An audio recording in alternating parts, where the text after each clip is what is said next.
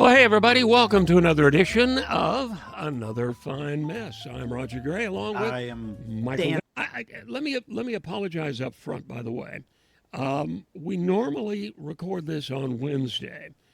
Mike has so many other projects in the hopper that his week was eaten up.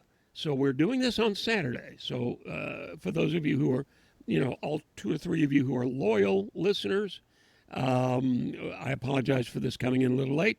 We'll get back to our usual Wednesday recording, we hope. When did we get up to 3 loyal listeners? I'm very excited by that news. I know, me too. And I would call out their names, but we need to move on. Yeah, it appears, Mike, that the courts may save us as well at last. And I don't mean the 9 folks in black robes in Washington, but lower courts, federal courts, appeals courts, etc. A couple of big rulings this week that you have to be happy about. One is a ruling against this slush fund, the fund that came out of a really idiotic settlement with the IRS that Trump runs. For a fund that Trump will run to be used to pay people who, in their view, have been wronged by the government. People mainly who committed under Biden. felonies and were convicted of felonies, most of which he has already pardoned, sometimes for money. But call me skeptical. Seriously, you can call me skeptical. Because ultimately the Trump people are going to appeal this. It's going to get back to the Supreme Court, so we'll see where it lands. The thing about the slush fund is that he has pissed off so many Republicans in the Senate that I think they may very well be the ones that torpedoed the slush fund. So I'm at the moment am somewhat optimistic about that. The Kennedy Center thing is the other one where he was ordered to move his name, his grubby orange name, off of the Kennedy Center. And the judge specifically said, look, Congress named this building. Only Congress can change the name of this building. So we'll see where that goes, but I would expect an appeal on that because there is nothing on the planet that is a greater force than Hiroshito's ego. Indeed. And the Kennedy family is very happy, as you might imagine. Except one of them. The surviving members of the Kennedy family. Well, yeah, he can't be. He may privately be, but he can't publicly be. And he's busy wrangling snakes. I'm sure he is. Last I saw. No. Did you see that? RFK. Really, I'm surprised there wasn't a sermon to go along with the snake handling. But it was, he was literally screwing around with snakes. I have no answer for that. As we'll I have no see punchline over the course of the next roughly 40 minutes, every week we talk about they've reached a new low, but we're now on to just a steady stream, a fire hose of embarrassment. Internationally, locally, you name it. It's just, anyway. Did you want to talk more about the court stuff, or? No, I'm very happy with those 2 rulings, and we'll see what happens. The whole idea, the slush fund grew out of a revelation of, I think it was like 420,000 or 450,000 tax receipts, tax records for corporations, individuals, people making as little as you and me. It wasn't just Trump. And it was all leaked to the public. And the guy that did it, you were right, he was a contractor. And he got jail time. He got 5 years. I think he's still in the joint. And there were other suits. Trump was not the only one. But for example, and forgive me for blanking on his name, but he's the founder of Oracle, okay? Guy's got a few bucks. He sued for the release of his records, and he settled for an apology. That was it. He said, just we can apologize assume for doing that. which is Yeah, what a we can assume classy that, rich that guy he would didn't do. have any criminal friends that needed to get some extra cash. So, Yeah. So this thing was negotiated. We should also point out, if it does go to the court, Samuel Alito's son works in the of Justice course he Department now. does. In the note, No, I'm sorry. Forgive me. Forgive me. Treasury Department. It was Comey's daughter who worked in the Justice Department. yeah, She, of course, got fired. all of that makes sense. So Speaking of Treasury Department, I saw a there picture of you go. Scott Bessent the other day, and I guarantee I'm not Yeah. making this up. It took me 30 seconds to figure out that was the actual guy and not an SNL actor portraying somebody. I'm like, that goofy bastard, is that's for real? That's really him? Because it looks like somebody on SNL. You know, any minute I'm waiting for Dana Carvey to come out and play the old late George H.W. Bush. So anyway, that's sorry, that was a random aside, but Yeah, Besant. Oh no! I understand Besant, and he has that yeah, inappropriate smile, and I guess he's trying not to be a hard ass like the rest of them when they are confronted with reporters or whatever. But it's as insincere as their yeah, anger. So moving on real quickly, because I know we want to get to immigrants and the Freedom Concert, yes. Freedom 250, and you have. Let's go ahead and go with that. Well, we Let's can. let's go into that I because do. you have But we should some explain what updated happened information. here. There were a lot of nostalgia kind of performers that had signed up to be there, and all of them have bailed because they found out that Freedom 250 was not the nonpartisan America 250 celebration, and all of them. Yeah, we should explain. That's the official congressionally authorized commission established, Yes, back in 2016, to lead the celebration for the 250th birthday of the Declaration of Independence. It was to be inclusive, nonpartisan, and nationwide. The Freedom 250 yeah, is a Trump event, and it centers heavily on Trump's branding and and all these vision. people, and we're talking So, Martina McBride was probably the only currently viable artist that was signed up. The Commodores, well, they still have well, They they still have have, Millie yeah, Vanilli. I'll get Yeah. to that. The Commodore, No. They had, no. Excuse me. no, Vanilla Millie Ice. Earl Vanilli, you were Vanilla. right the Yeah. first time. But only half of them, because Oh, okay. one of the Millie or Vanilli, one of them died several years ago. And then the rest of the group Okay. was not happy about this.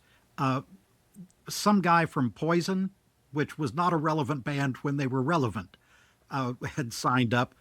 The Yeah. Commodores, without Which one? well, at one Who were time, but relevant? Yeah. without Lionel Richie, just it would be like the Pips signing up without Gladys. So at any rate, all these people Yeah. have pulled out. And now, within the last of when we're recording this, within the last half hour, Mango Mussolini has come out and said, "That's all right. I don't need these quote third-rate, overpaid artists."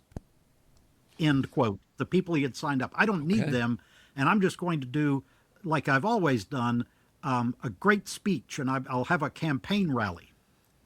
So that's the latest. But they're still trying to get musical acts, and I do have, like Joe McCarthy, I have a list, Roger. I have a list. This is Okay. leaked Yes. by one of my sources. Four names that they are talking about to come to now what is devolved into a Trump campaign rally. Right. Mike Crapo is going to play the Washington Post march on his armpit. Yeah. Wow. The living half Okay. of Milli Vanilli. Which and by the way, I always loved that he insisted on pronouncing it that Yeah, way well, instead of either way. Crapo. I had mentioned the living half of Milli Vanilli has bailed. They have the dead half of Milli Vanilli is going to be at the campaign rally. Okay. There is a Yoko Ono Okay. tribute artist called Oh God No. that that is going to be there. Yep. And this Okay. one just came in. Uh, The Commodore, yeah, the Not bad. Commodores have bailed. That's a good So one. they have the Commodore, who is one of the fat drunk guys that sunk his boat on Lake Travis in 2020 during a rally. So, yeah, Well, okay. that's the That list. that's your list. At long last, have you no No, shame, sir? no, I do not. Okay. Well, and by the way, and it's going to be my next written piece, but you've seen the comparison photographs, the overhead shot of the White House before and the White House right now as they build this idiotic UFC fighting ring on the lawn. It looks like Barnum and Well, Bailey it is. setting up The the big entire, top. this is two administrations of Barnum and Bailey that have been going on here. Yes, and it's like the neighbors move in next door and just ruin the place. Some people have taken to calling it. No offense to Yeah, anybody, yeah. the white trash house now. Seriously, you're going to have a UFC fight on the Well, south in on top lawn, of that, mixed I martial arts assumed thing. when they announced this months ago or whenever they announced this, number one, I mean, my hope was that it would never happen, that this was just some random shit the guy was saying that would, like everything else, float off into the ether. But I read yesterday that they are trying to recruit active duty military, our American military, to come Yeah, fight in this thing. yeah. But they're not, And there better not be a fat well, and there better not be a fat they're soldier. also not They have paying that their way to caveat. get there. It's like you pay your own way, you put yourself up, and you can come fight on the White House lawn. There is, by the way, I mean, there is history. All of the old battleships back World War II and World War One, all the way back. The big sport was boxing, and they would have ships champions on these different ships. Yeah, yeah. Yeah, and then Fleet they fleet would champions. Yeah, fight each other for the fleet championship. The Dory Miller, the black sailor from Waco, right. Pearl Harbor hero. Pearl Harbor. He Yeah, was the champion. That's from a Waco. Texan, by the way. He was Yeah. the ship champion on the West Virginia, I think it was. That I'm pretty sure that's the ship it Ah, was on. Nevada or West Virginia. Anyway, one of those that was in the outer portion of Battleship Row and took a bunch of torpedoes. But right. he was And Miller got what was it? Navy The Navy Cross. They Cross he got refused. Yep, they refused to for give he, him the Medal of Honor. And yeah. He manned a gun well, and and took down a carried couple of zeros. Yeah, his mortally wounded captain back from the bridge and rescued several sailors. His ship was tied up next to the Tennessee. That one I am sure of, and he carried several sailors from his ship over to safety on the Tennessee. Came back and forth, and then manned a gun that he was not trained on and shot down at least one plane. But no Medal of Honor because of his skin color. yeah. I've seen the there's a photograph of all the guys who were decorated. Miller being obviously one of them. But yeah. Hello, welcome to America. Speaking of racism, by the way, Okay, this is a so random thing again. I have not watched the clip yet or listened to the okay, clip yet, but something apparently has resurfaced because it's from 1971 of Reagan and Nixon having a phone conversation. This is well before Reagan was involved, where it's just this racist name calling back and forth between the two of them. Have you ever heard that clip? yeah, I heard it. Yeah, I heard Yep, that. it's Yeah. apparently resurfaced. It would, it would shock some of the Well, I fans of mean, St. Ronnie. Yeah. there's still a case to be made. Well, shock, shock There's some, still but a case to be made that he did more damage to this country than the current occupant because without Reagan and without what his administration did, you would not have the current occupant. Oh yeah, yeah, yeah. I saw and this is a time honored trope. I saw, oh gosh, a post on Facebook not last day or so. Somebody again tiresomely pointing out, well, the Democrats favored slavery. The Democrats started the KKK. The Democrats blah blah blah, and all of that is indeed true. A Well, hundred years 150 ago, years ago, if we want to nitpick, things are 150 years ago, by yeah, 100 years ago, yeah, by things 100 things years are a ago, little the different. parties had, Yeah. well, one party had switched over because you went through a period where both parties were, you'd be hard pressed to make a case for them supporting the little guy. But ultimately, it was the Democrats that emerged to be the party of the little guy, the party of unions, the Republicans, the party of big business, and both of them remained the party of racism for a century and a half. Um, so Oh yeah. Yeah. there you go. But it was the Democrats that So ultimately pulled their head out of their, name an orifice, and keisters. How's that? Yeah. got on the right side of history at some point.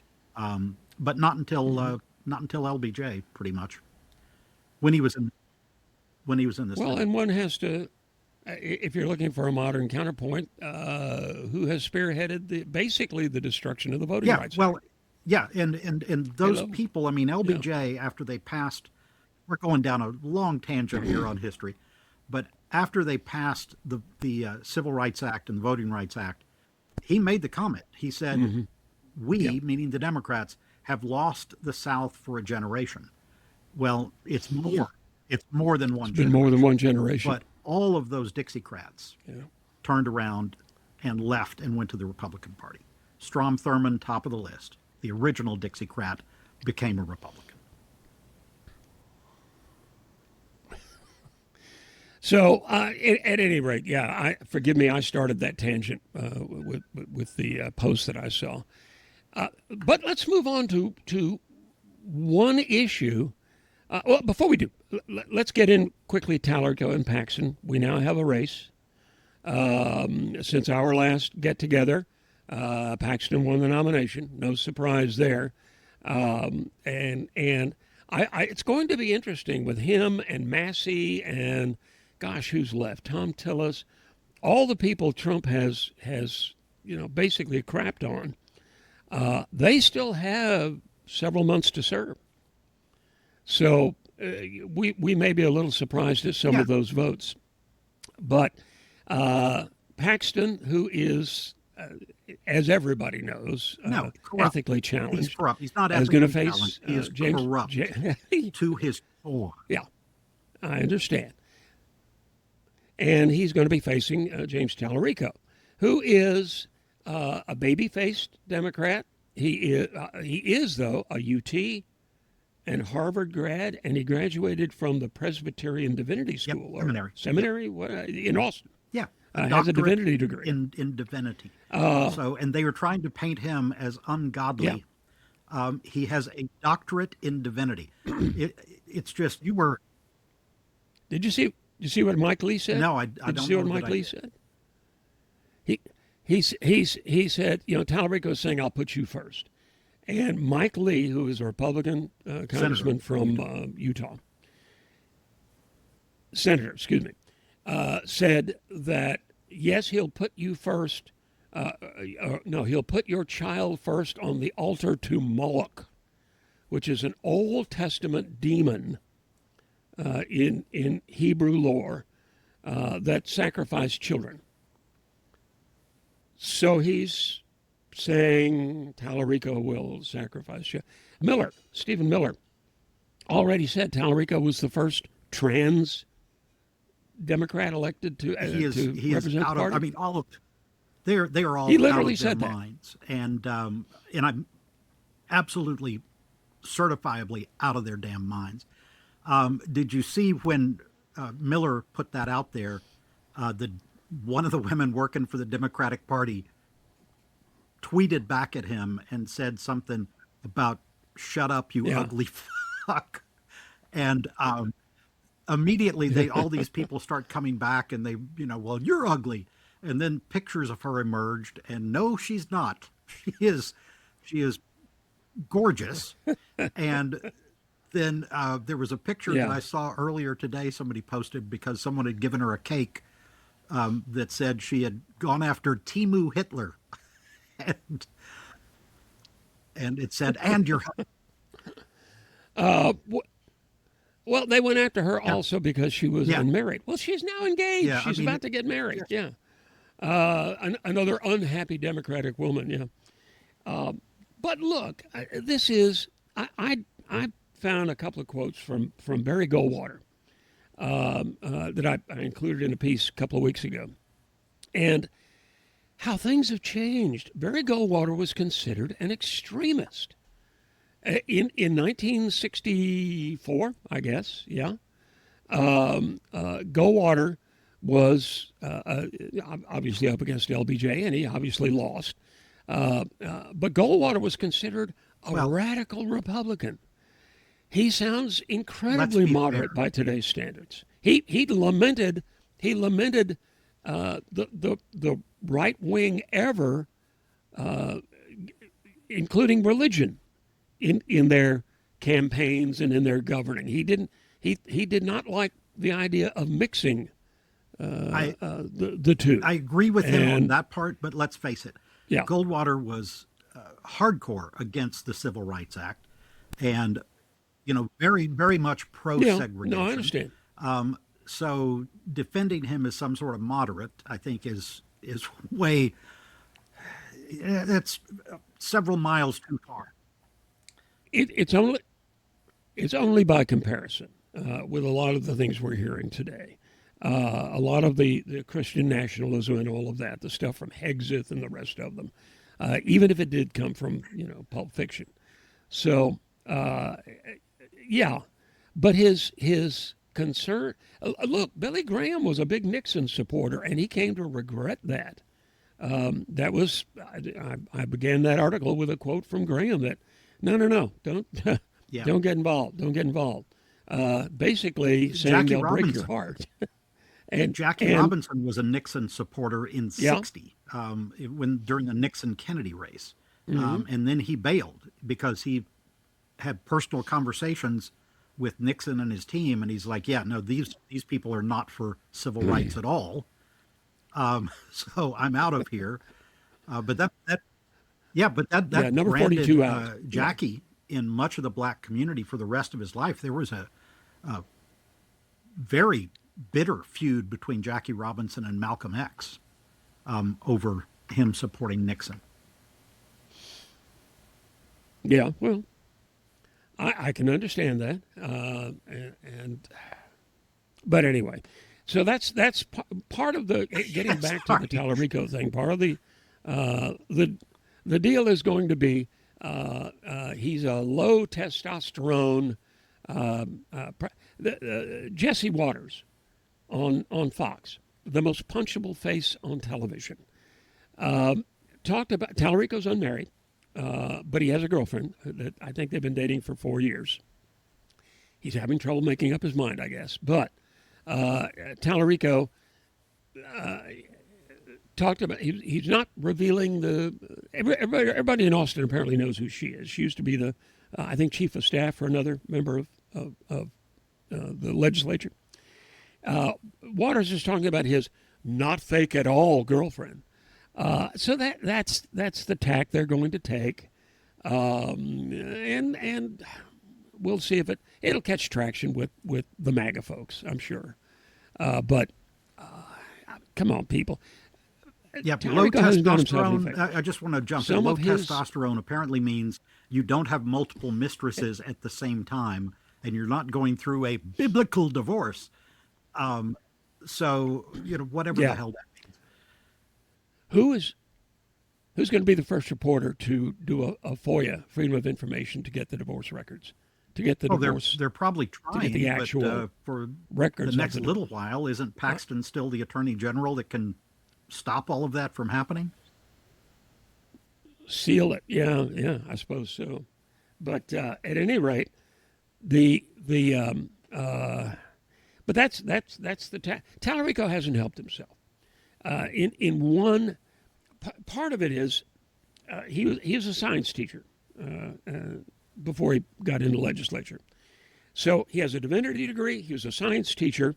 When talking about gender, he made the mistake of saying on the floor of the legislature that there are really technically six genders. And what he meant was chromosomal pairs, you know, XX, XY, YY, XYX, Well, whatever. why is my question back to you, Roger? Why would that be in any way on par with, oh, I don't know, having your whistleblowers sue you because you Fired. No, it's not. No, it's not on a par. It's not on a par. But it is an overly scientific answer. You got to remember who's going to be looking at these campaign ads, and all they're going to say is, Tallarico thinks there are six genders. He also said that God is not binary.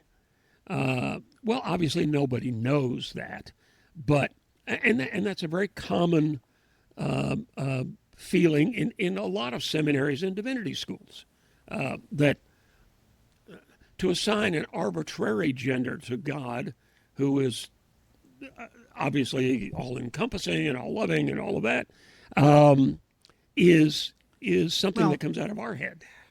I mean, But if you're talking about like deep theological if you're talking theories. about that it's a faux pas like Michael Dukakis and his answer about what would you do if somebody came and raped Kitty and killed her, yeah.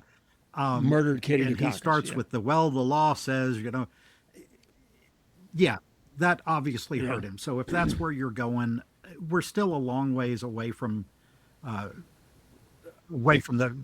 actual election. Paxton's. Yeah. And come on, Tallarico has been certainly smart enough to start with Ken Paxton is the most corrupt politician in America.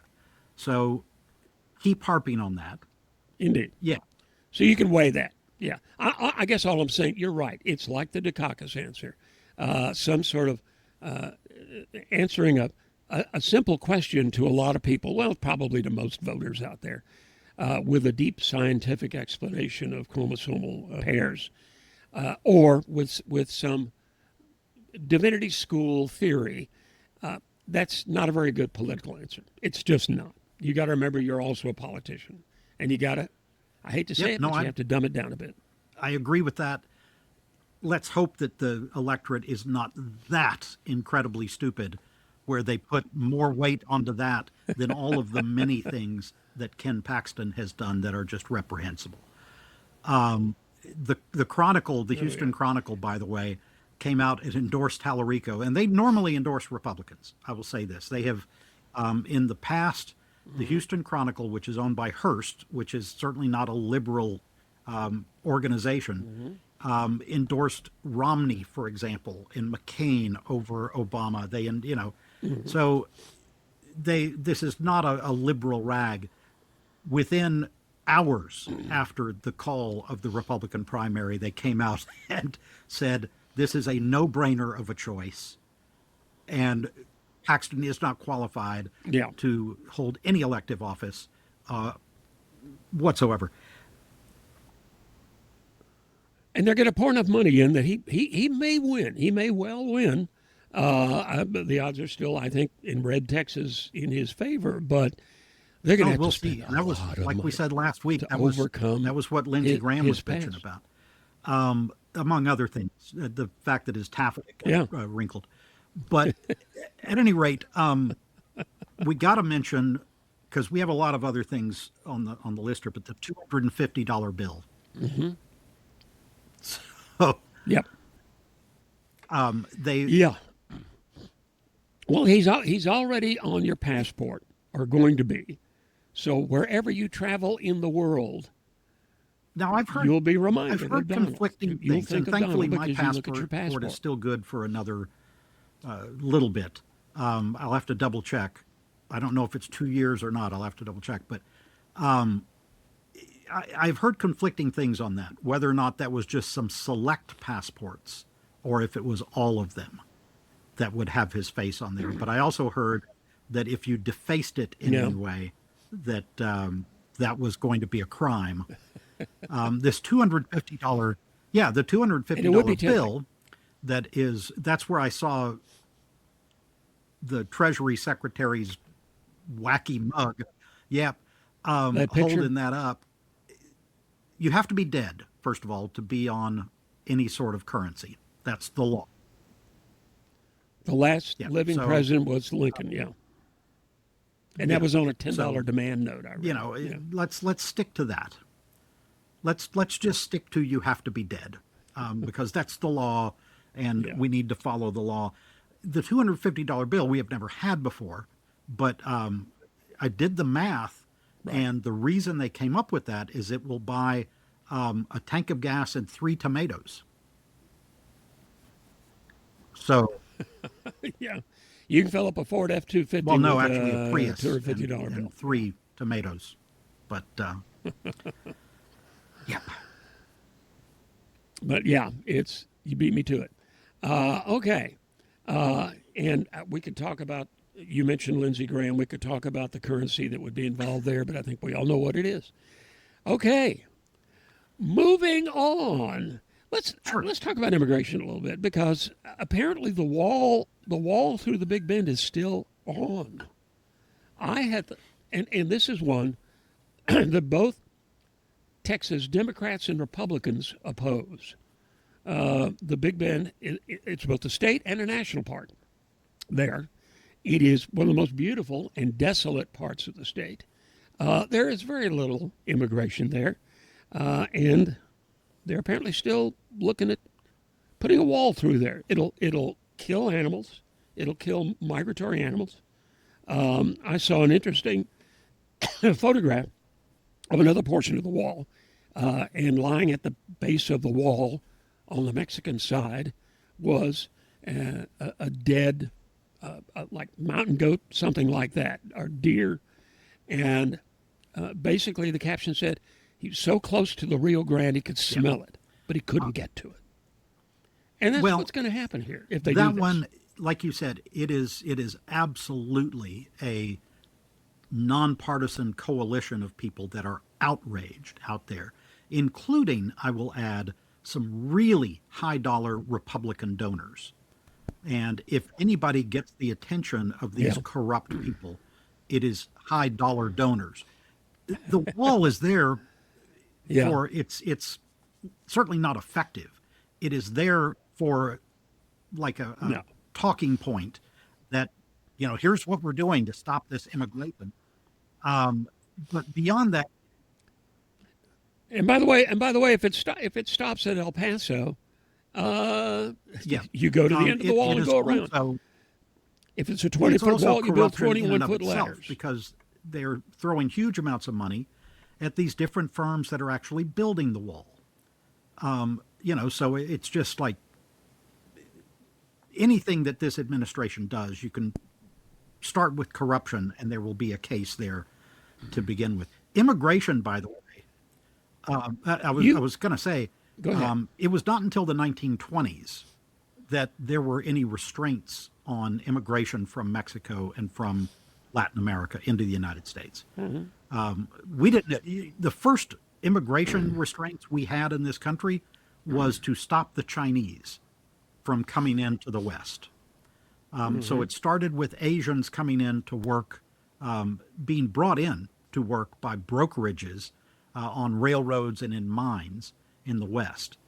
And there still was we put all these other restrictions out there, but we still didn't have restrictions on Mexico and the rest of Latin America until the 1920s. And there's this conference that I was at, the reason we didn't record on Wednesday.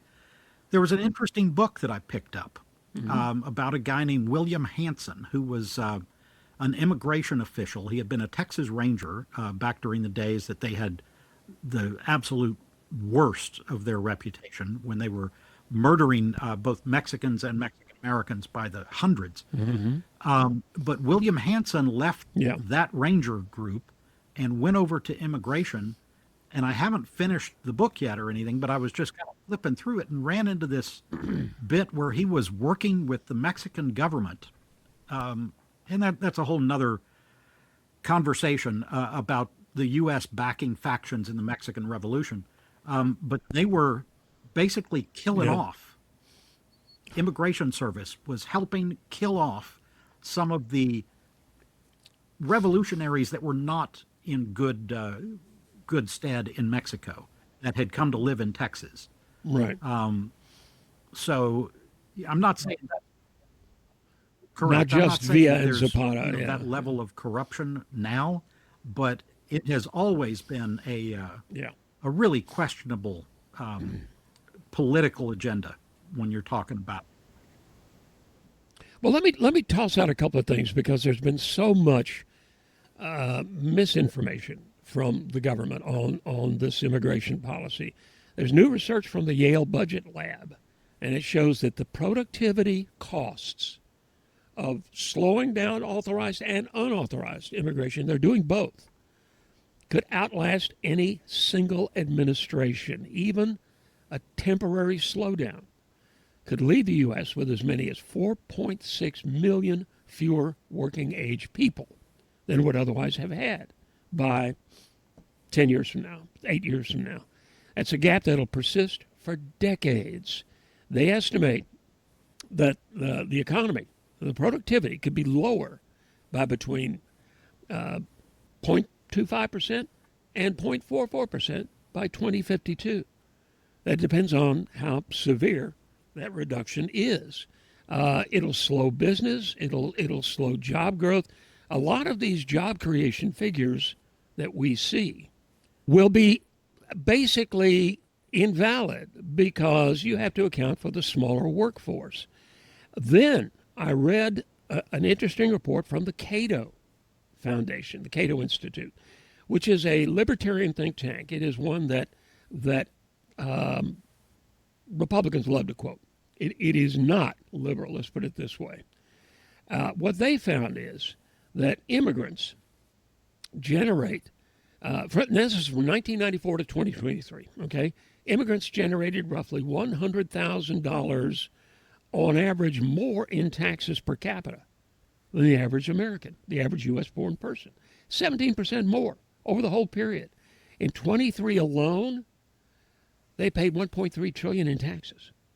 They got 761 billion in benefits. Now that is a net loss of over $500 billion in a single year. Loss to them that they gained to the government. They could have collected. They commit crime. Yeah, they commit crime at a lower rate. And before the deportation began, they were complying with income taxes at a higher rate than the average native-born American. They weren't dodging taxes because in many cases they can't. Right. Employers take It's the taxes anecdotal, but you see more and more stories, especially from the Rio Grande Valley, but all over Texas, especially the southern half of Texas, where construction has, and this part is not anecdotal, construction has slowed by a large percentage because they cannot get the workers, both illegal workers and legal workers that are here with green cards, because they're afraid to come out because this ICE has been deporting workers that are here legally, doing that over and over and over again.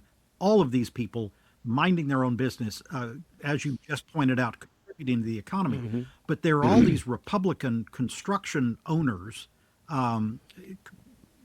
small businessmen and women, I'm assuming, that voted Republican last time, both in congressional and presidential elections, and are regretting that and going, they have turned on us, ruining my business. They are hurting my livelihood. Excuse me, I can't get workers. These people are outraged. And for that reason, I think that some of these redistricted, gerrymandered, absurd districts that the Texas legislature has come up with, I think they're going to be surprised at some of those South Texas ones that I think are going to flip back and not be what they were expecting, and it's because of exactly what you just outlined with the stats. Yeah. Well, and you can add in the ag industry. You can add in the hospitality industry. You can add in medical hospitals. They depend on foreign labor in many cases. Yeah, In a lot of cases, quite frankly, we're going to see the result in prices. We're going to see the result in loss of jobs. And we're not encouraging people to come here illegally, but they always have, and no doubt always will. And the U.S. has work for them, quite frankly, work that we need done. I built two houses in my life, in our married life. And when you visit the building site, on the boombox, you do not hear rock and roll. You do not hear country. You hear conjunto. yeah. You hear Spanish music because that's who most of the workers Shameless are. book Almost plug. all of them. My Undertold Texas Volume 2 that just came out that you can buy on Amazon or my website, MikeVanceWriter.com. There's a chapter that I put in there about the Bracero program, which was a World War II era program that I remember lasted that. up Yes. until the early 1960s. And there are numbers in there. Without going too far into the history weeds, we can save that for another episode. But there are numbers in there that even when they were bringing in legal workers because the country was desperate for them, and they were primarily ag and railroad workers, but even when they were bringing in the workers legally, the illegal workers were still outpacing them, and that was necessary to keep the economy in places like Texas, New Mexico, Arizona, but all the way up into Colorado and as far as Idaho and Washington, still going. So, anyway. Yeah. And on But that first- note, we probably ought to wrap it up, Mike.